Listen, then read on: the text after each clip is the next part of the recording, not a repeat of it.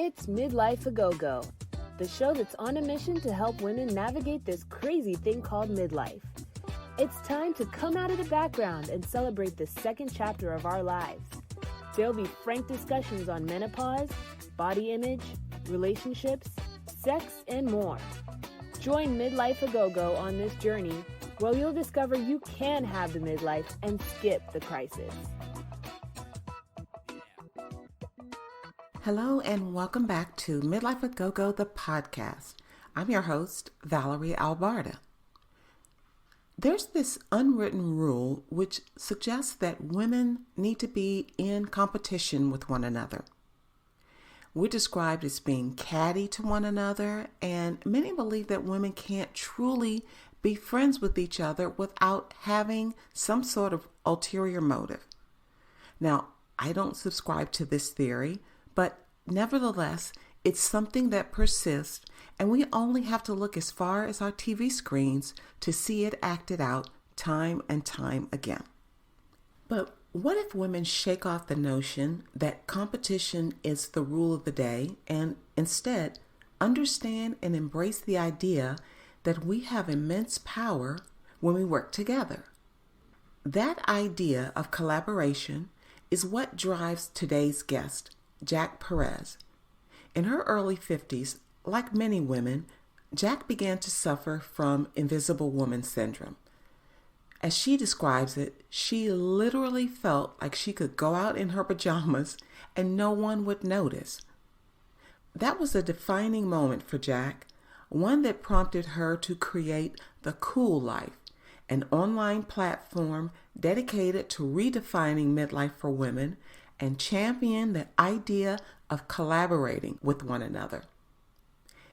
And now, midlife women finding our cool and empowering one another with Jacqueline Perez.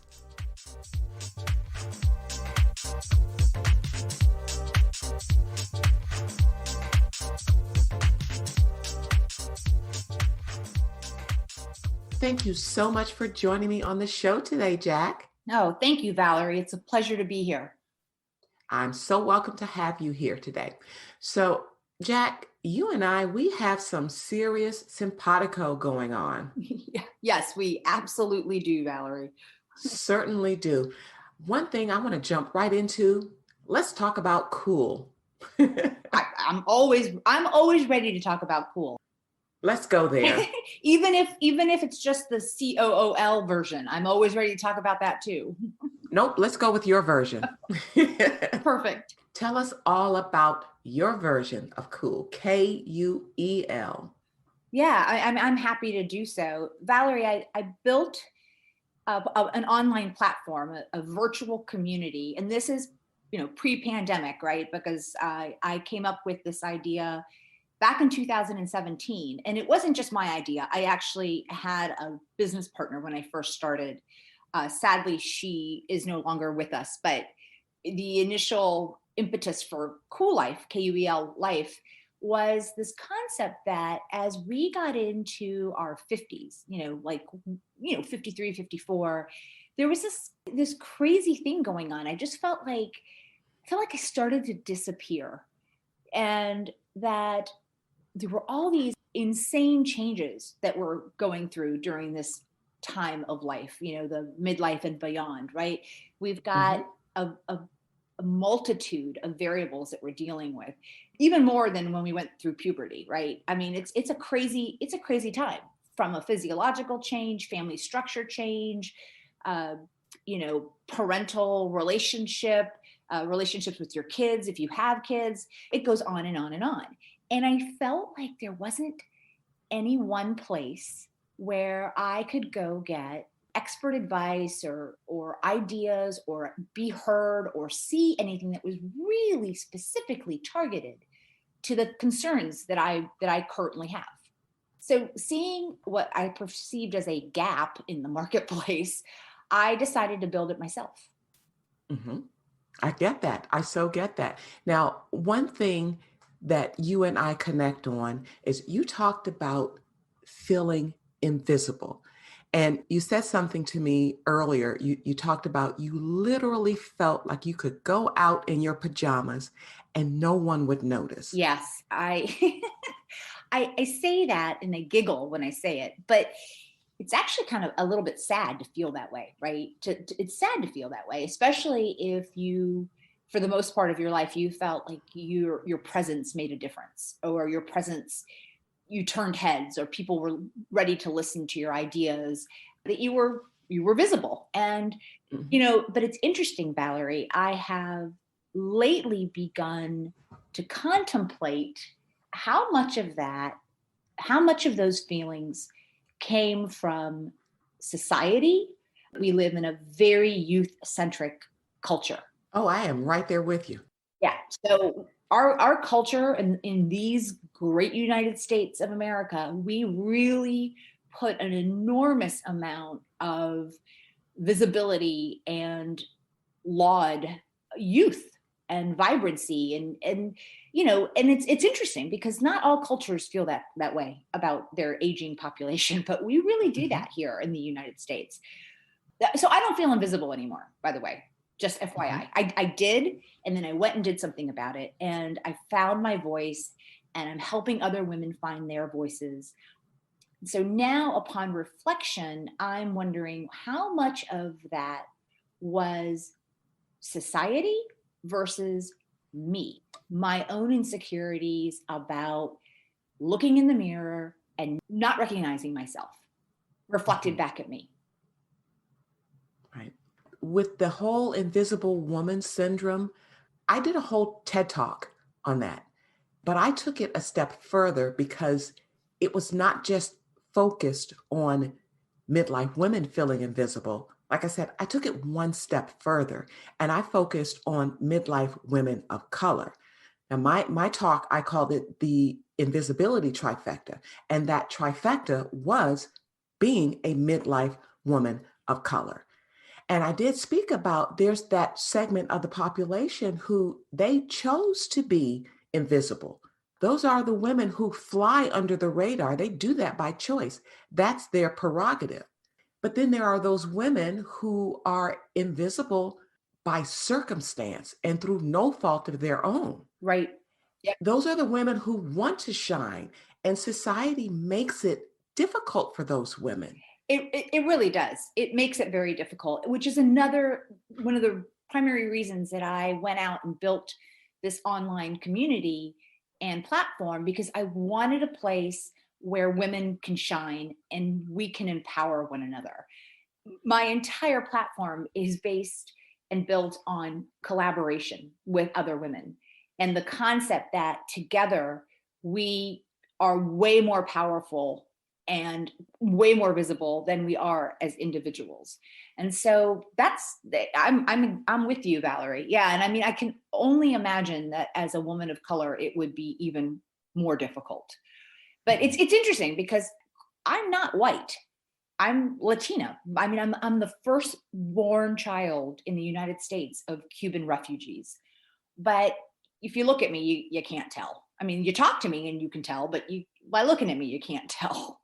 Mhm. So I haven't experienced it the same way as my other Latina sisters who appear more, not white. Does that make sense? Yeah. Yeah, no, I get you. I get you. And of course, in this day and age, like right now, that experience is it's a hurtful thing. And it's difficult to be a woman of color right now, especially a midlife and beyond woman of color. And when you talk about trying to get a seat at the table, that whole idea of not even having that seat and having to bring your own seat, not even just having to bring your own seat, but having to build the table yourself. Yes. There are so many women that are having to do that.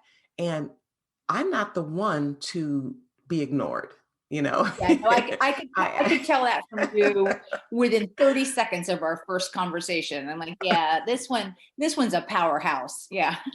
yeah, and sit down, shut up, know your place. No, that's not me. Right.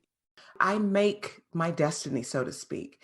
And I want other women to experience that. And and you said something really interesting also. You talked about collaboration. And I really want to get into that because there's a thought around collaboration with women that some people think can't happen.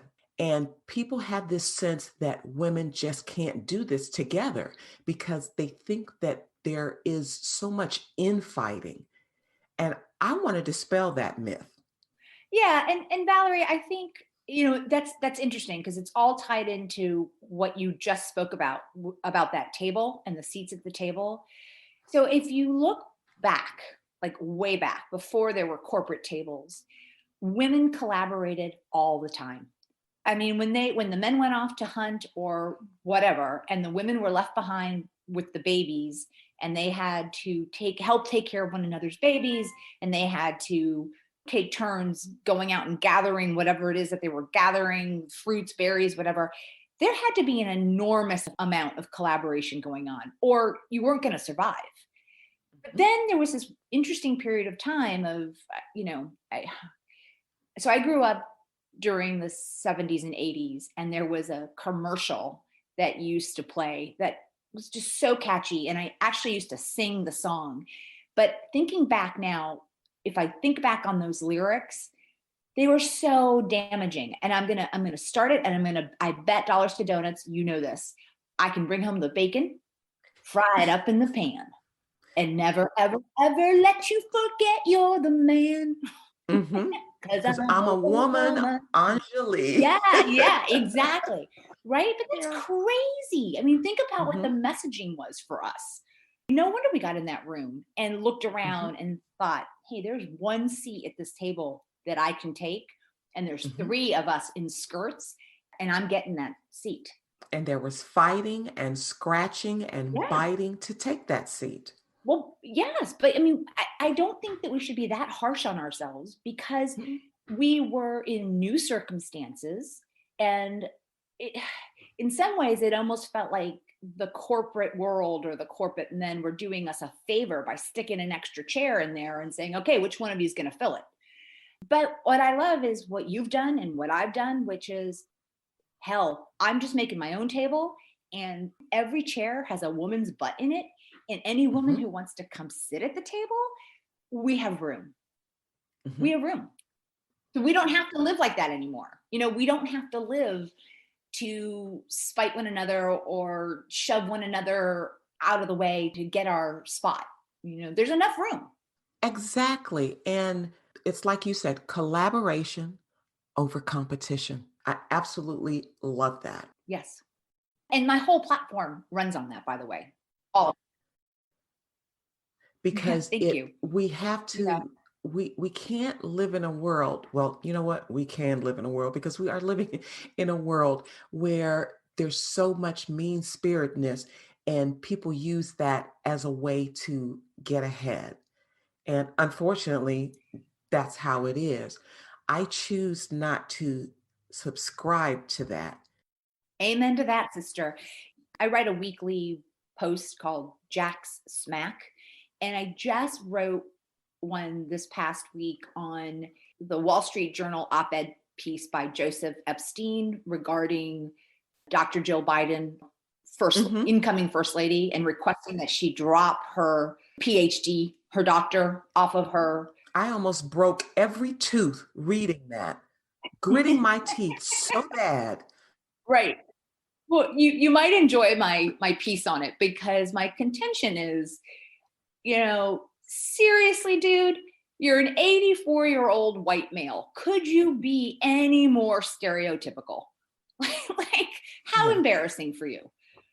Because the times are changing. They really, really, really are. I mean, if I look towards the younger generations, I see a different mindset. I see a mindset that is much more focused on equality, gender, race, sexual orientation. I do see that, and that fills me with hope. And then when I see pieces like that, and I look, I'm like, oh, time has passed you by, Mr. Patriarch. Just move along. Yeah, and it's time to step into those shoes and get to walking. Yeah. It's not about being stagnant. and going in reverse. And having support. Here's the nice thing about what you do and what I do is that we provide an environment and a supportive environment. So if you're not one of those women who is all piss and vinegar and just can do it alone and doesn't do the sit down, be quiet thing that you were saying earlier, if you're not one of those women, but you do want to live a big life moving forward, you don't want to give up, you're not ready to be done, but you just need a little bit of support or a little bit of empowerment from other sisters. I think that's one of the things that you and I are both doing in the marketplace, is providing an environment where women can come and just get that extra nudge or that extra inspiration that might just be missing for them. Back in 2015, when I started the website Midlife a Go-Go, I started it because I thought it was time that I fully embraced being a midlife woman. And then the podcast came about at the end of 2018. And I really wanted to squash the notion of a midlife woman being that woman who, and I'm in the South, being that woman who is sitting on the front porch, surrounded by her cats, in a rocking chair, with that knitted or crocheted blanket across her lap, with those cute little colorful squares, and sipping on a mint julep or, lemonade or something like that. Those times are so far behind us. I didn't want to be that woman. I didn't want to fall into that stereotypical role. And I wanted people to know that that's not who we are. Right. I mean, do you know anyone who does that? I don't know any midlife woman who is like that. Me neither. And sister, I don't even own a rocking chair. Stick on my front porch. Right. Thank you very much. This is a new day. This is a new day. And I really want people to, but something, maybe the 20 somethings, maybe that's how they perceive us. I hope not. I hope that we are setting this wonderful example for them, to show them that because we are in our 40s and 50s and 60s and beyond, that life doesn't end, that we don't stop doing things, that we don't stop creating, that we don't stop using our mind, that our cognitive abilities just don't stop all of a sudden, that we don't stop being the people that we are. Yeah, yes, I agree. Maybe we're not there at 100% yet. I mean, I definitely think that probably if you're 20 or 25, you think some 20, 25-year-olds probably think that 40 is ancient. I remember I used to think that, right? But I also remember, my mother and my grandmother were not living these big lives by the time they were 50 and 60. They just weren't. They were sort of shrinking into the shadows and kind of disappearing and being more quiet. And so I didn't get any of that from my mom. I mean, there was no role modeling. My mom wasn't some, champion, whatever, lawyer till her 60s or, doing whatever. But I just had a conversation with a woman yesterday who at 62, she joined the Peace Corps and went to the Ukraine to teach at a university for 3 years.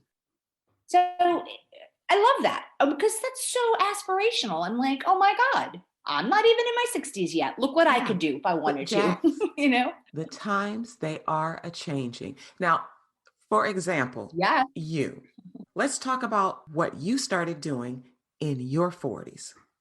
Oh, yes. When my son was he was 3, I decided I was going through a really, really tough time. I was going through a divorce. It was a really rough time. I had a small child, and anyone who's had children knows that when your kids are small, it's pretty challenging, right? So I decided to start a martial arts career. And I went to my very first Taekwondo class. I had to wear pajama bottoms because I didn't have the uniform. And that very, very first day, I was doing some sort of activity with a 3rd-degree black belt who was incredibly lightning fast, right? She'd been training for a very, very long time. And we did this move. And of course I wasn't nearly as fast. I was, brand new.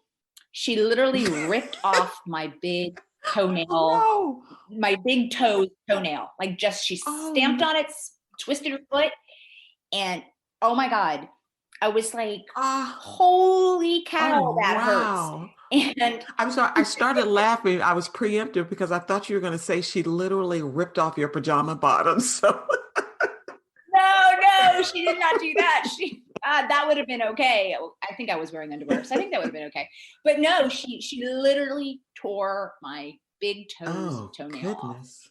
And I thought to myself, dang girl, this is for you. You want to be here. So I started doing martial arts, Taekwondo, in my early 40s. So that you too could one day rip off someone's big toenail.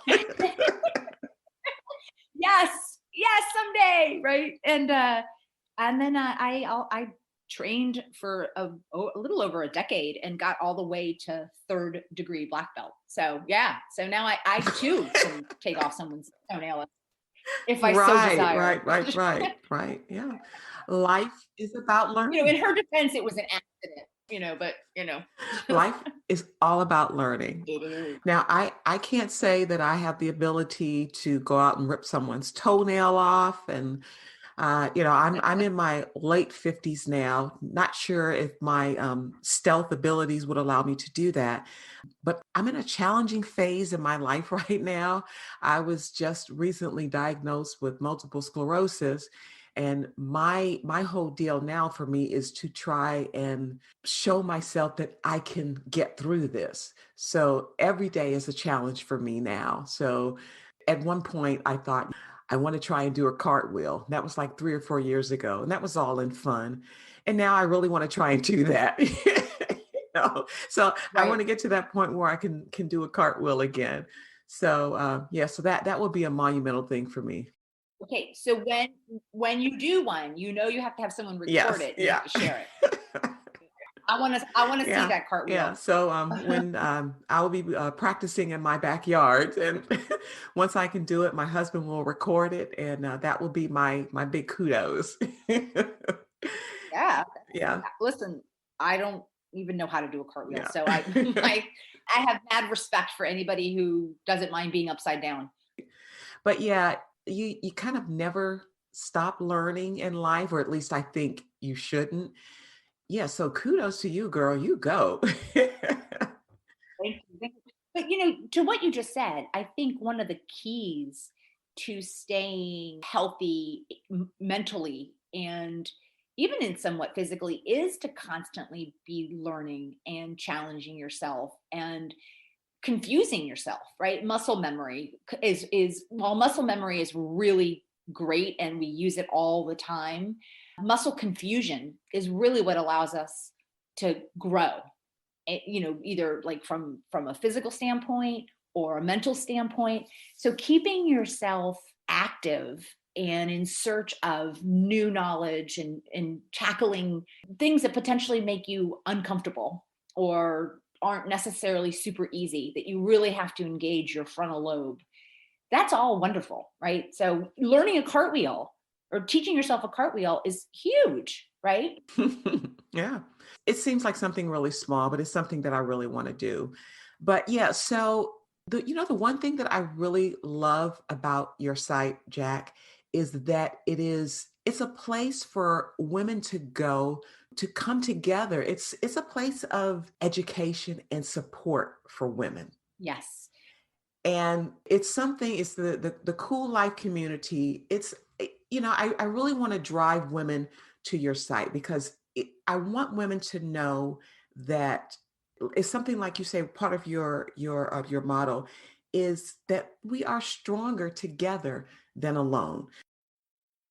So Jack, let's talk about this time in our lives right now as midlife women, because it's a challenging time for us. It's a tumultuous time for women.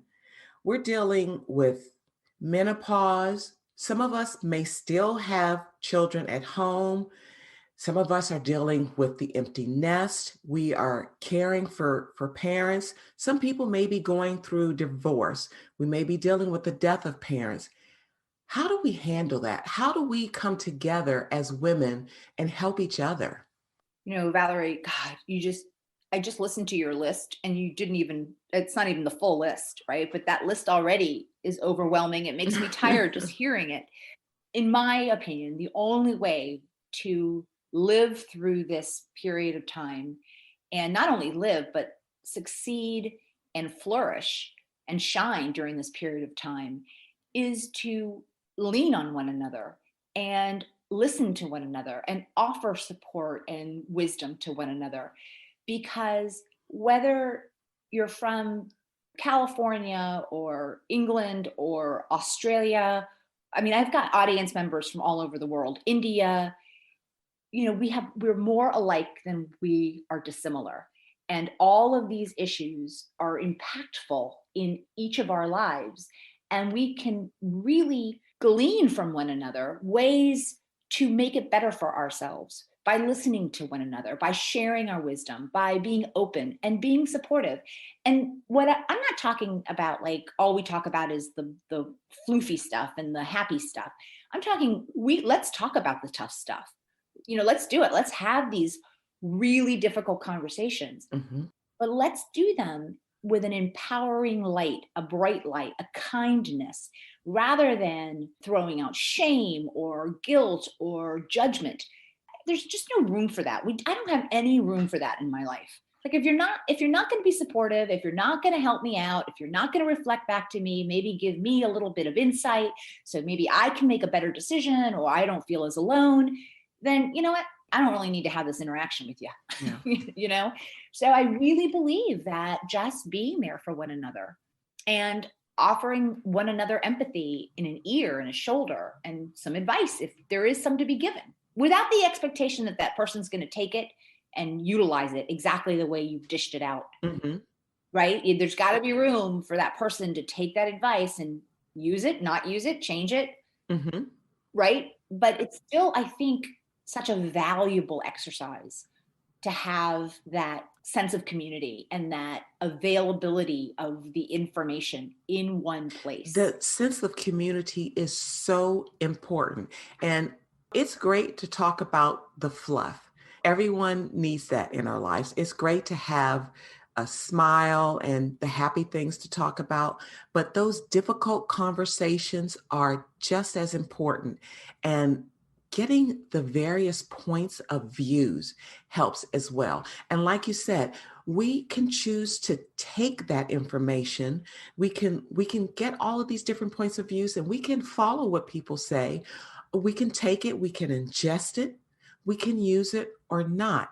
But when we have those different points of views, we know what we can use. And that sense of community, having that's what I like about your site.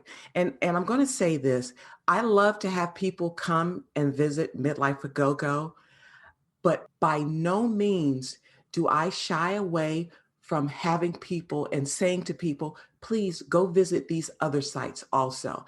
And that's what I mean when I say about collaborating and sharing with other people, and in a sense, having other people at the table. I don't mind spreading the love. And when you have sites like yours and like mine, we all may have something different to bring to the table. And I think what you bring, you have this really centralized community that women can find that relatable information on topics that are uniquely important to us as women. Yes. And the information is coming from women who happen to have expertise in that arena, whether it be menopause or empty nester or money. These are women whose careers, whose education, whose livelihoods have been grounded in these arenas, these areas, and they're offering to the Kuel Life community their expertise and wisdom. And I mean, how Right. magical is that? Right? Because their whole concept is, I want to share what I know. I want to share what I've studied, what I've learned to be true, what works for me. Maybe it'll help somebody else. And every woman that is a contributor, and I believe I have 35 now women contributing, each one of them, they all believe the same thing, that if they can reach one woman and help one woman, then it was worth the time. Each one, teach one. Oh yeah, I like that one. Yes. Having a community like that is so important. And I'm enamored with you and what you do and what you bring to the Midlife and Beyond community. Well, if I can just take a second just to also let your audience know, if you do go out there and you look and you see, and you are a woman who has something to say, who has some value to bring to the table for us women in midlife and beyond, don't be shy. Reach out to me, because the community keeps growing. And as far as I'm concerned, like I said, there's always another chair we can pull up. Any of your listeners really have something to say and want to share something with that demographic, with us, please just drop me an email. Let me know. We can set up a quick chat and get to know you. We'll know right away whether it's a good fit or not. That's right. The nice part, right? It's like you figure it out in 30 seconds. So it's not that big of an investment, right? Right. And that is why you are the cool woman behind Kuel Life. Thank you, ma'am. You are so welcome. You have built such an amazing community over there. And I am so glad that we had a chance to connect and collaborate. Thank you. Thank you so amazing. Much. No, I thank you. Thank you so much for joining me on the show today. And I know that what you have built will continue to grow and flourish. Thank you. I've got some big plans for 2021. So keep your fingers crossed for me. I certainly will. And you will definitely have to keep us posted. Will do. Absolutely. My pleasure. Okay, Jack, I hope you have a wonderful day and you're going to go into 2021, making it as big as ever. Thank you. You too. All right. Bye-bye. Bye-bye.